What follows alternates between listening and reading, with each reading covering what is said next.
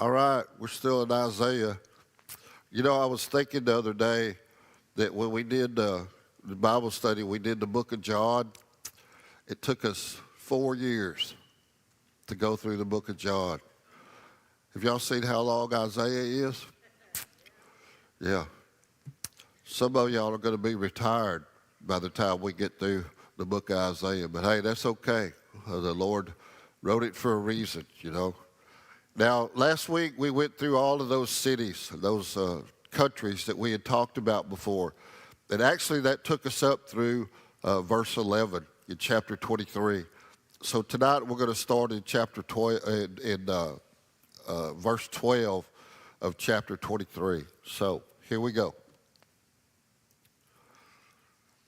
And he said, "You will rejoice no more, O you oppressed virgin daughter of Sidon. Arise, cross over to Cyprus. There also you will have no rest." Okay.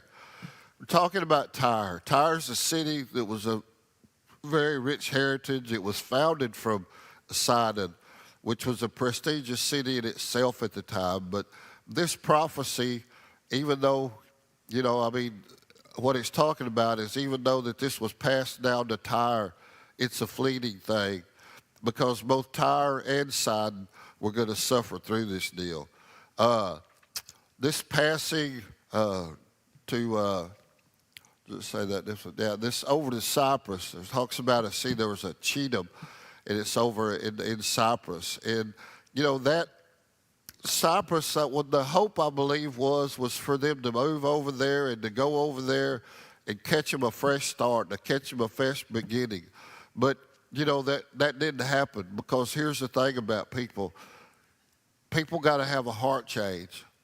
A location change don't do you no good. And I think we should all know that because it's just like if you're going to clean your act up and you change all your friends, but all your new friends act the way your old friends did, then you ain't changed nothing, And that's kind of the way this deal was, It's kind of like, well, I'm going to quit going to that beer joint. I'm going to go to the beer joint down the street. Well, there's a common denominator there. You know what I'm saying? And so that's kind of what they were looking at this stuff. God was judging, but God was using human instruments. That's why he had this coming against this, these people against this people. We are his, and he can use us just how he deems to use us. Whether we really think we know what we're doing or not, he's going to use us in some way, form, or fashion, okay? Let's look at verses 13 and 14. "Behold, the land of the Chaldeans, this people which was not. Assyria founded it for wild beasts of the desert. They set up its towers, they raised up its palaces, and brought it to ruin. Wail, you ships of Tarshish, for your strength is laid waste." Okay. Assyria was the ruler during this time, and they went out, pretty much to the desert and set up a place. That's where they talk about the towers and everything. And where they set this up in this wilderness, that was Babylonia. And then now Babylonian had become the ruler. But no matter who was the ruler, there was still this time of captivity that was coming. Tyre itself, along with some of these, Tyre was headed for 70 years of captivity, okay? Now, they would regain after that, but they would lose that again too. It just seems like, man, the more you hear and the more you listen about this, as these people get out of the pot to get in the frying pan, they get out of the frying pan to get in the pot, just one thing after another. It's like we don't learn nothing. Who was it? Einstein that said doing the same thing over and over and over again and expecting different results. Well, he said it's insanity. Well, there we are, folks. I don't know if I'm insane or not, but sometimes I know my thinking isn't right because if I'm not thinking and I'm not trying to project Jesus in my life, it is so easy for me to fall back into the old me. I mean, you got to keep this old point in forefront. If not, you go right back, to that you did before. And it's It's not a good thing. Uh, let's look at verses 15, 16, and 17. Now it shall come to pass in that day that Tyre will be forgotten for 70 years, according to the days of one king. At the end of 70 years it will happen to Tyre as in the song of the harlot. Take a harp, go about the city, you forgotten harlot, make sweet melodies, sing many songs that you may be remembered. And it shall be in the end of 70 years that the Lord will deal with Tyre. She will return to her hire and commit fornication with all the kingdoms of the world in the face of the earth. So what it says here is during that 70 years, and after that 70 years, that Tyre was going through all of this stuff, it compares it, to the harlot. It said, basically they're going to make pretty music. They're going to talk about it, and make it all look good and all of that stuff to try to make themselves presentable. And when they do, they're going to probably get back a lot of this world comments. They'll get to be a great commercial center, again. But they're going to still be a harlot in an unholy trade, And then at the time coming right at the Great Tribulation, it says Tyre again will be a great nation, but that's not going to last again either, I don't know what was on those people's mind. I'm not really sure how big a city Tyre must have been or a country it should have been at the time, but from what I'm looking and what I'm understanding, them people were eat up with their pride. In other words, they were a all about me place. They was going to do exactly what they wanted to, exactly how they wanted to, and they weren't learning anything over this deal. And so that's where, a lot of this punishment, this judgment and everything comes through in here. You just look at this stuff and you can't help it but going through your mind when you're reading and studying about it. Man, will those people ever learn? Will they ever learn? And then you go, oh, will we ever learn? Will we ever learn? And so I think that's one of the reasons why this prophecy is put in here, is so we can take a look at ourselves, and say, Lord, please make me a little stronger than them people, Please make me a little stronger. Help me to understand a little better. Verse 18. Her gain and her pain will be set apart for the Lord. It will not be treasured nor laid up, for her gain will be for those who dwell before the Lord, to eat sufficiently and for fine clothing. So before the Great Tribulation, it's talking about Tyre. And Tyre's going to come back, to some status right before the Great Tribulation. It says merchandise for them that dwell before the Lord. So evidently they're going to come back to their senses a little bit, try to get a little bit righter with God, and then it'll be what they're trying to do to be dedicated, to the Lord.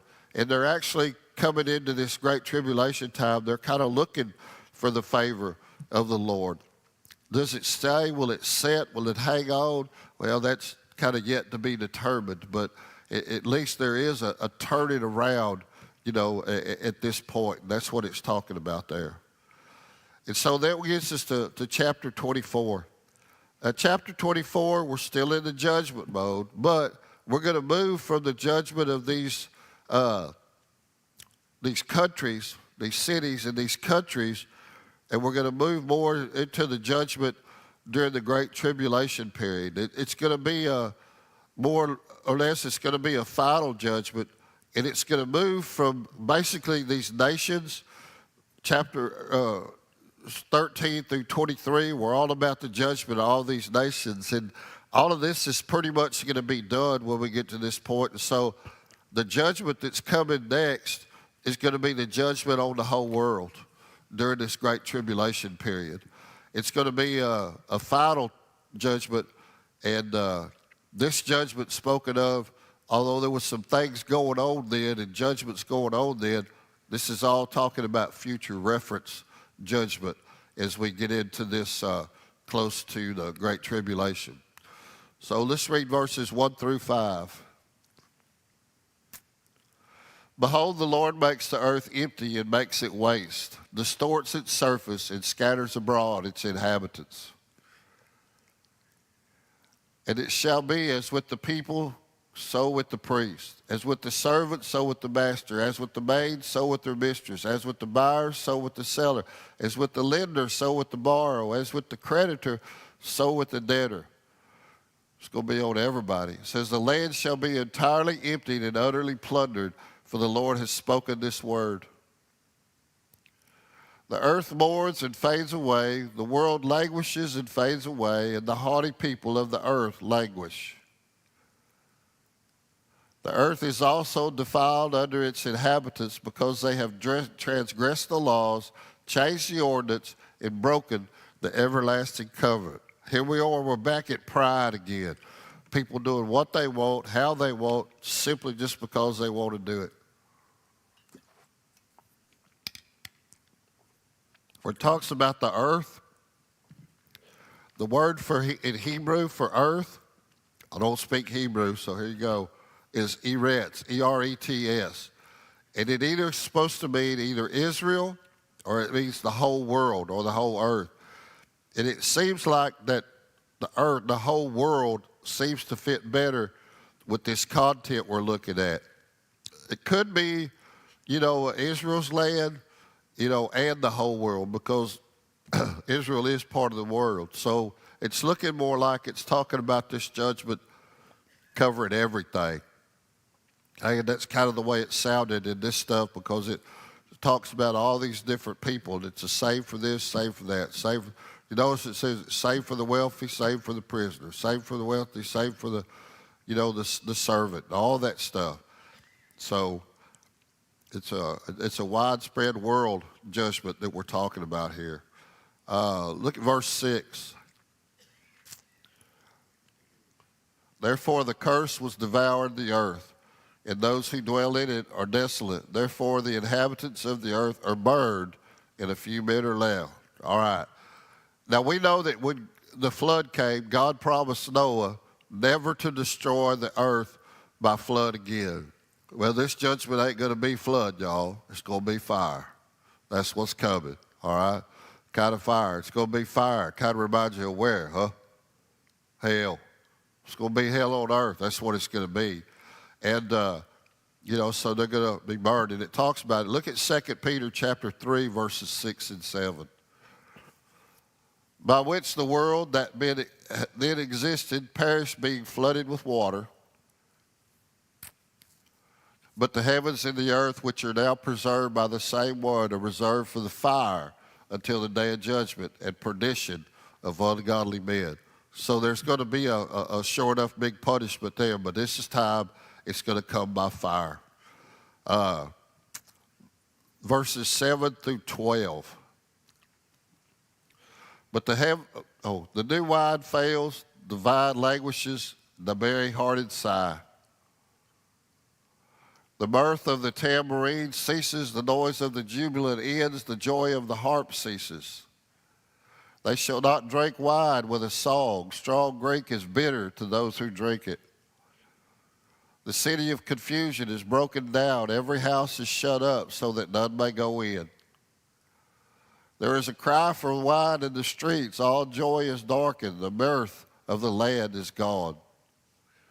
In the city, desolation is left, and the gate is stricken with destruction. None of them sound good. This is that judgment. This is that fire. This is God doing what he said he was going to do, okay? And it's going to sound a little worse as we go on, because he's not letting nobody off easy on this deal right here. Let's look at verses 13, 14, and 15. When it shall be thus in the midst of the land among the people, it shall be like the shaking of an olive tree, like the gleaning of grapes when the vintage is gone. They shall lift up their voice, they shall sing for the majesty of the Lord. They shall cry aloud from the sea. Therefore glorify the Lord in the dawning light, the name of the Lord God of Israel in the coastlands and the sea. What he's talking about here in the gleaning and the grapes, like the shaking the olive, because that's the way they harvest olives, is they shake the tree. Be kind of like, if y'all ever seen them harvest pecans in these pecan orchards, they got this great big old thing on tracks. It comes up, it buckles around the tree, and shakes the fire out of it. That's how all the pecans fall into this great big huge net. They catch them, and that's pretty much what it's going to look like there. So it's going to be a great shaking up of things that's going to happen. And what it's going to do is it's going to leave a remnant, because that's what it talks about getting the grapes in the field, about gleaning. Gleaning is done on a remnant that's left. Like if you go back to the book of Esther and you talk about, Boaz, and it talked about them letting Esther glean in Boaz's fields. Well, what that gleaning was like if you watch them when they're cutting hay and stuff, and they cut around the tree, there's usually a swath that's not cut right up next to the tree. It isn't like it's a weed eater deal, And then in the corners, when you go around, you cut with that thing and you cut, and the corner don't get cut. There's always grass and stuff in the corner. Well, it's pretty much the same way with the harvesting of grapes, the way they did it, because the pickers were supposed to leave something. And the poor people came in and picked up the remnant. That was something that the landowners provided for them. And so what the remnant is there's going to be a small portion left. That's what it's saying. And, and so although there's voices lifted to glorify God, they're really not going to hit anything, because God's going to know and understand, that these people are just throwing a last-ditch effort. Because otherwise, if they were really chasing God, they wouldn't have acted like this or done this stuff before. And that's one of the things I think we got to remember, because, boy, I think that's one of us as human beings. I think that's our good trick, is we go off and we do stuff we shouldn't be doing. Some of it pretty stupid, some of it not. But we do stuff we should. And then we try to make a plea bargain with God.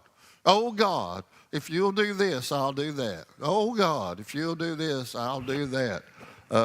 Did y'all ever remember watching that old Burt Reynolds movie, The End? Does anybody remember that movie? There's a part in it where Burt Reynolds swims out in the water. He's going to get rid of himself, so he gets on the coast, and he swims out from the coast. He can't even see the shoreline no more. And then he has a revelation. He wants to live all of a sudden now. So he turns around and he heads back for the shoreline, and he's making these bargains with God, okay? God, when he first turns around, it's, God, I'll give you everything I got, everything I'll ever be if you'll let me get back to the shore. And then he sees the shoreline, and it's, God, I'm going to give you such and such percent of everything. And the closer he gets to shore, the smaller the percentage gets. Until when he gets up and land, it's just kind of like, gee, thanks. I really appreciate what you did. And I mean, that's kind of the way people do at times. But it's not going to be that way, when this judgment comes on.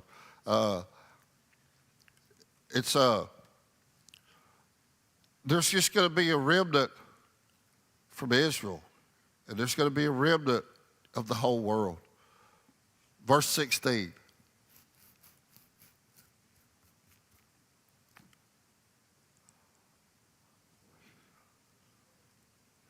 From the ends of the earth we have heard songs, glory to the righteous. But I said, I am ruined, ruined, woe to me. The treacherous dealers have dealt treacherously. Indeed, the treacherous dealers have dealt very treacherously. Okay, so Isaiah sees the awfulness of the destruction of the stuff coming for the great tribulation. And he's the one that cries out this, that I'm ruined, I'm ruined. It's kind of like a woe to me thing, a woe to me thing. He's crying out that there's going to be misery, because there's going to be a great leanness. There's going to be a terrible time coming. See, he says, treacherous dealers have dealt treacherously. Indeed. And that's not just a few treacherous there. That's people in general. That's who he's talking about there. Y'all deal treacherously. Kind of like y'all are telling God y'all want this, but that ain't the way you're acting. And so he's just telling them that there's going to be a terrible time. And this is also described. Let's look at Matthew chapter 24, verse 21 and 22. It says, for then there will be a great tribulation, such as not been seen since the beginning of the world until this time, nor ever shall be. And unless those days were shortened, no flesh would be saved. But for the elect's sake, those days will be shortened. What it means there, it says, but those days would be shortened, okay, for the elect, because there's going to be, as we just talked about, there's going to be a remnant. He's not going to wipe the earth out again except for the people on the ark, okay? He's going to leave a remnant, all right? Man, I don't know what that test will be like, but I bet it's pretty good if you're going to get left behind and all that deal. So this is kind of Isaiah just crying out of his grief because he sees everything that's going to be happening. Verse 17. Fear and the pit and the snare are upon you, O inhabitant of the earth. So this is talking the earth. We're talking to the world in the midst of this. Where it talks about fear, there's going to be no freedom from fear. You know, even more so than today because, you know, people ask you doing, you know, how you doing? You doing all right? And everybody's, you know, we say, yeah. But the truth of the matter is, every one of us in here, every one of us, we fear something, you know. We fear atomic bombs, you know. We fear health. We fear a lot of stuff, you know. Some fear's major, some of them not so bad. But the truth is we're all a little scared of something, okay? And fear is just a little bit deeper emotion than that. And so there's going to be more of it then than there is now. It talks about the pit. Well, the pit is death, death's danger, you know. It's all going to be at the Lord's will in all of this stuff. It just kind of depends, you know. It's upon you, O inhabitant of the earth. Depends on your decision. It depends on how you live. It depends on what you do, you know, whether this is going to come on you. It's your choice, pretty much. And then the snare, well, the snare's deception. And Lord knows there's enough of this deception today.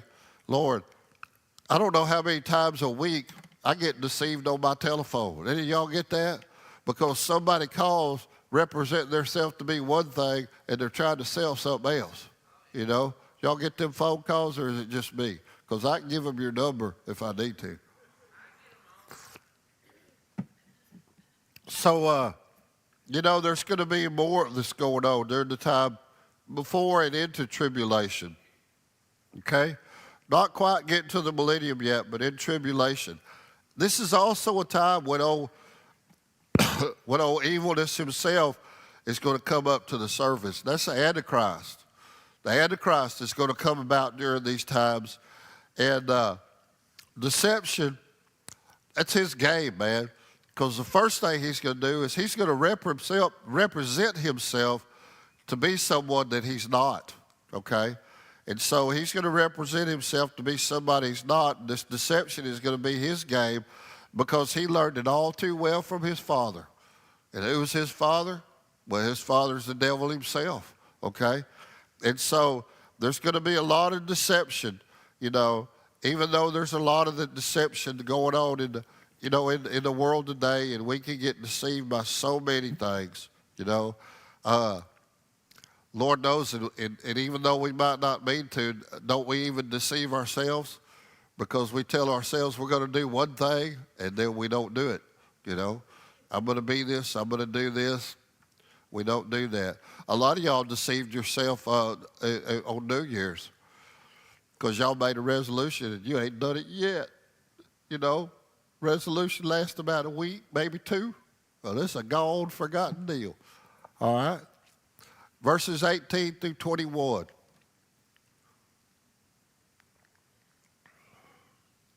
And it shall be that he who flees from the noise of the fear shall fall into the pit.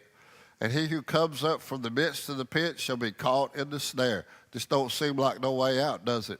For the windows from on high are open, and the foundation of the earth are shaken. In other words, there's going to be holes and pitfalls everywhere, all right?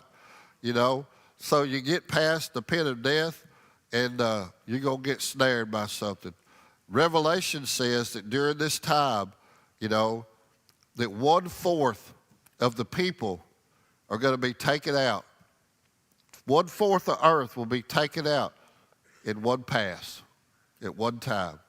Then 1/3 of that 1/4 will be taken out behind it. So what do we have left? A remnant. A remnant, okay?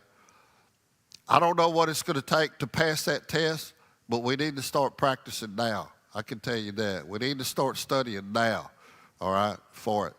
So that's what this is all talking about. And then verse 22. Or did I skip? No, we read it. Did we read 21? Oh, let's go 18. All right, there you go. The earth is violently broken. The earth is split open. The earth is shaken exceedingly. That's kind of like the olive tree, the way they did the harvest on olive and pecans. The earth shall reel to and fro like a drunkard, and no one, and shall totter like a hut. Its transgressions shall be very heavy upon it, and it will fail and not rise again. So that's what all of that is talking about, you know, that people are going to leave the earth. And that's part of the decision that God made. Verse 22 then.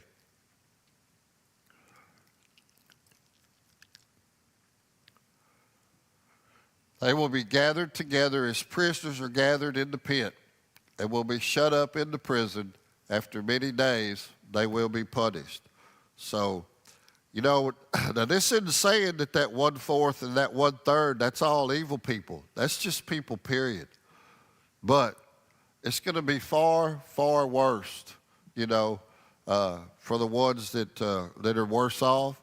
And that everybody's going to have a little bit of punishment on them because, look, there ain't none of us righteous. Everybody's got their own deal, you know. We all got a little bit of wrong in us. And, you know, some of those folks that'll go in this time of tribulation are saints. And from what I was reading, there's a couple of guys that agreed to it, that these saints that go during the tribulation will have part in what we call, because there's going to be some come back, and that's what they call the first resurrection.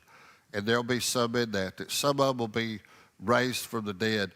And you can find that in Revelation. I didn't put it on here, but Revelation chapter 20, verse 4 or 5 in there somewhere like that. It speaks about these things. And the Great Tribulation is going to go on, and this is going to continue until the coming of the King. And that's talked about in Revelation 19 in there, around verse 15 somewhere. So there's just some bad times, it's some worse times, it's some horrible times coming. And then verse 23, we'll finish up chapter 24. And then the moon will be disgraced and the sun ashamed, for the Lord of hosts will reign on Mount Zion in Jerusalem and before his elders gloriously. So all of this is going to go on. And then the King returns, you know. And the thing about it, you see, it talks about, you know, the moon, and it talks about the sun, because even nature is going to respond when King Jesus Christ comes back, you know. He's the only one that's going to be able to put an end to this great tribulation and all these things that go on. Once he has his reckoning, I guess would be the term to use, in the midst of all these things. And I don't know, the more I think about it, sometimes I think, why does it usually take something pretty bad or something horrible to get our attention? You know? I mean, you think back, I mean, there's some great things that happen to your life that are pretty life-changing, but it seems like the majority of these life-changing things happens in the midst of turmoil or it happens in the midst of tragedy, somewhere. And I think that that's maybe what this is going to all be about. Maybe it's all about, changing changing the course of everything, because we're going to get ready after this, right after the Great Tribulation comes the millennium. And God, let's hope things get better in the millennium than they are during this time of Great Tribulation. Amen? So, will we be around for it? Man, I don't know. When's it going to start? I don't know that either, man. As far as I know, it can happen in the morning, some of it. It's kind of like when Jesus coming back. Nobody knows the day, the hour, or the time, or any of it, It's going to happen at God's good will is when it's going to happen. So I guess sometimes you look at this, and this seems like it's just gone on and on and on and on. In one wreck after another wreck after another wreck after another wreck for folks. And so I'm kind of thinking about it, Lord, this is just kind of overwhelming. But what's the point? What's that point for me in this? And I guess the Lord just kind of speaks to me in a way about some of this stuff. And it's like, one, you don't want to be like these people, You got to get your pride in check. Get who you are in check. Get who I am, in check. And the other thing is you just need to constantly look at yourself, We're bad to get to doing something, and it becomes a habit, Like coming to church can just be a habit. And if it's a habit, it's not doing us any good. If we're not showing up at church on Sunday to praise and worship a Savior, we're making a mistake, okay? And if we're just coming and making it habitual, I think God was showing me about that stuff. Here's an old saying. You need to check yourself before you wreck yourself. And I think that's one of the things we do. I think that we should judge ourselves according to His standard way before He comes to us for a judgment. Because when He comes, judgment's a done deal, We got an opportunity to be better at Jesus than we are right now. So that's kind of the way I'm looking at this. Now, y'all know me. I'm pretty simple-minded. I have to kind of find that simple-minded answer that I can understand. And that's what it is for me, is that I need to constantly check myself before I wreck myself. Because it's just like when things happen. Some of y'all can probably testify to this. I used to not have a temper. There was nothing in between. I could go from 0 to a raging inferno just like that. Just like that, okay? And if I don't look at who I am now, or who I try to represent myself to be, and who it is that gave me the salvation that I have, if I'm not thinking about that stuff, I revert back to that wicked man, and I can go right to the same thing again. So I think there's always a time. You always got to be checking yourself and all of these things. I think it's an important thing. That's just like salvation. After we finish all this Bible study stuff, I'm going to go back through that basic believers book that we go through. I try to go through once a year. I call it Bible 101. It's just about Jesus. It's about the basics of Christianity. And I love to go through that thing. I love to go through it once a year because it makes me rethink everything once a year about who I am and where I stand and where I stand for. And I think it's important for this. So what I'm telling you is, don't doubt your salvation at all. When you're saved, you're saved. But you need to check your salvation to make sure you're still in the right game with the right game plan. And I believe that too, because there's that thing about complacency, right? Because what are we when we're complacency? What does it remind me? What does complacency remind me of? It reminds me of that old cow up on the lane on the grass in the summertime under the shade tree. And you see her chewing. Well, she ain't biting no grass, but she's still chewing. What is she doing? She's chewing her cud. Well, what is that? Well, it may sound gross, but a cud is, because a cow's got 4 stomachs. They're a ruminant animal. And there's one stomach they have, it's a storage chamber.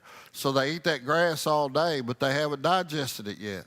And so they get out there, they lay under the cool of that tree, and they burp some of it up, and they rechew it, and then they swallow it into the other stomach, you know? And so I think sometimes that's what we need to do. I think we kind of need to rechew on the things we got going on to make sure we've got them digested the way it needs to be, okay? Anyway, that's where we're going to end up there with chapter 24 tonight. You folks online, thanks for being there, and we appreciate y'all. If we can help you do anything.